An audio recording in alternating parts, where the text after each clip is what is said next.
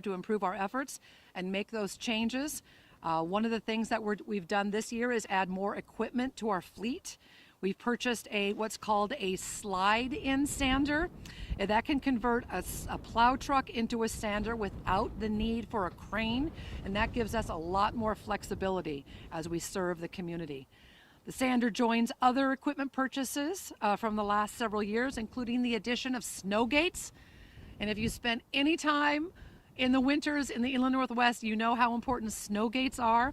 We have now 17 of those. We continue to add those each year, and those allow our plow drivers to avoid leaving berms at the end of people's driveways. That's very, very important to our citizens here. So we're adding a station as well to measure street temperatures at higher elevations in the city. That's to see if we can use that information to customize our responses in different conditions and have better outcomes. And while we can't exactly predict how much snow we're going to have each season, we are pleased to provide a plan that's adaptable, and we're always striving to meet the community's needs. So right now I'd like to introduce our Streets Director, Clint Harris. Thank you, Mayor. As the city street director, I can tell you that it takes teamwork to make our snow response plan come together each year. That means modifying our employees' hours in the winter to respond to changing conditions at all hours. It means supporting our street crews by adding employees from our water and wastewater departments for plowing and allowing our city plows to be completed in about 3 days. It also means shoveling sidewalks around the city properties to aid our pedestrians.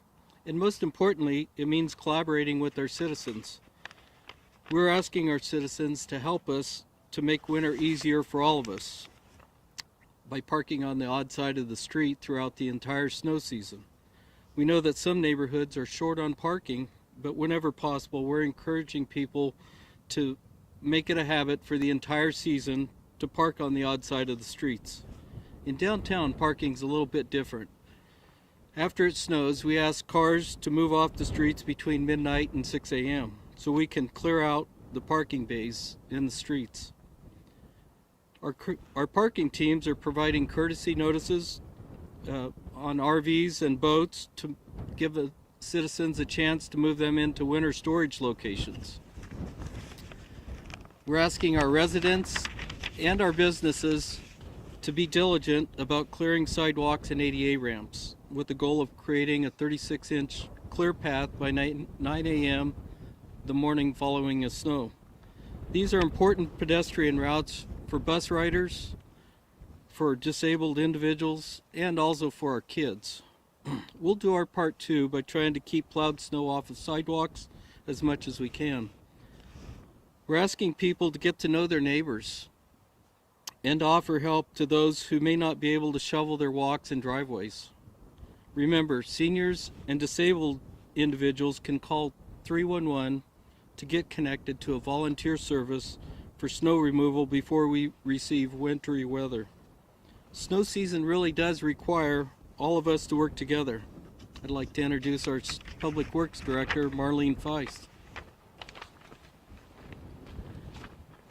Thank you, Clint. So, throughout winter, we're going to do our best to communicate effectively and simply with the media and the public. We'll continue to use all those communication tools that you're used to, that the city has, from our social media channels to City Cable 5 to our website. And during those full City Plow events, we'll update that plow progress map that's so popular very frequently to give timely information to our citizens when those full city plows are happening. I want you to tell our citizens to watch for this. This is our insert that will be in their November city utility bills. It includes the residential plow route map on the inside, so that can help you when you're trying to figure out the progress of plows during snow season. Our response plan really includes more equipment and more people providing greater plowing efforts on a regular basis throughout the city. And we ask for a little bit of patience from our citizens during this time. Our employees are committed to improving our street system when it snows, and our goal is to make it easier for you to get around during the winter weather. Now back to the mayor. Thank you, Marlene. So just in closing, would like to remind people now is a great time to get ready for the snow season. At home, make sure you have your shovels ready, make sure your snow blower is working, or sign up for a snow removal service. As Marlene said, know what residential plow route you're on so you can track the progress, because everybody wants to know when the plow is going to show up on their street. And we have a great tool for you to be able to do that. I cannot end this news conference without drawing attention to our new city administrator, Johnny Perkins. He's not really new anymore. It's been about 6 months or so, but he's over there. He's going to be riding a snowplow for the first time. And the reason I draw your attention to him is because he comes from the great city of San Diego. And this is going to be his first snow season that he's going to oversee. And so I'm looking forward to him doing that job, especially in a La Nina winter. So, Johnny, I think you're up for the task. All right, so if anybody has any questions, we've got the experts behind me who can answer your questions. I do have one question, if that's all right. So I know that, with the vaccine mandate, a lot of Department of Transportation workers were either fired or just let go, retired, whatnot, and I know that they might have issues with plow drivers during the season. Have you guys been talking, or any city plow drivers or anything with you guys? Are you guys going to try and help them out, or is there any kind of partnership with that? Well, I'll let Marlene talk about that, but we haven't had anybody fired from our Public Works Department because of COVID, so.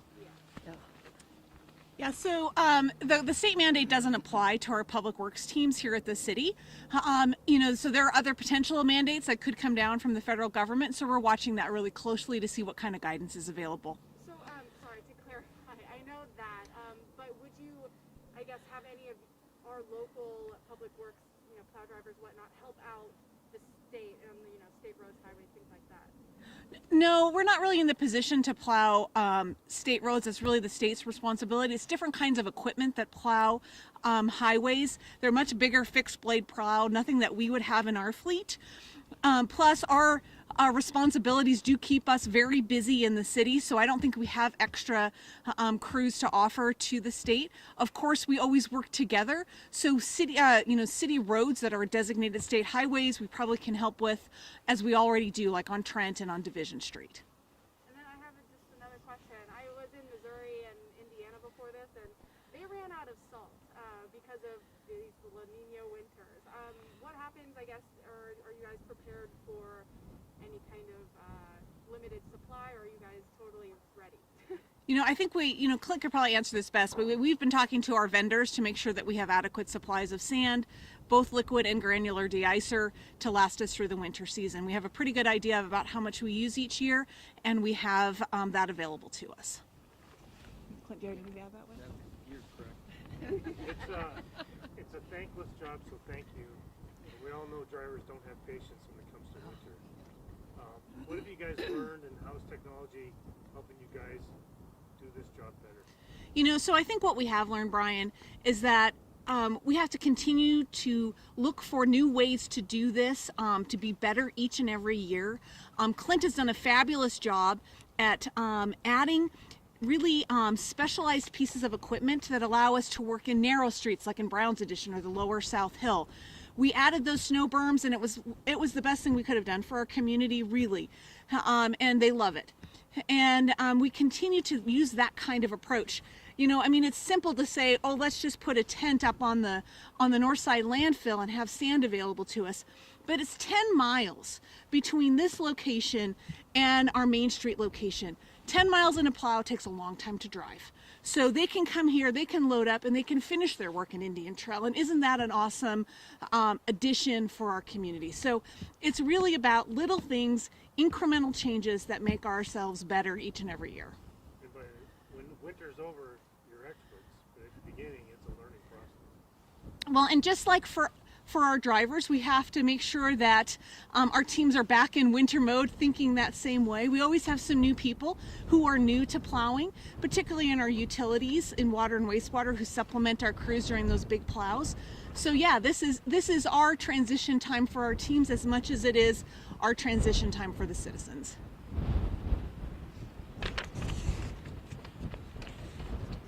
Anybody else? All right, plows are ready for a ride or a drive.